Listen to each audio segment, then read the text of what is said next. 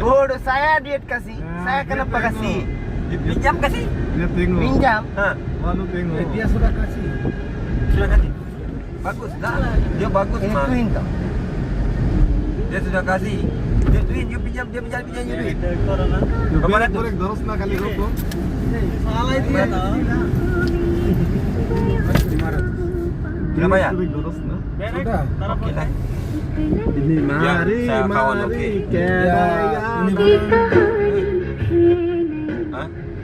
Ya ini bulan sudah saya kasih. Ya bulan. Biar girlfriend. Ini siapa? Rumah gini.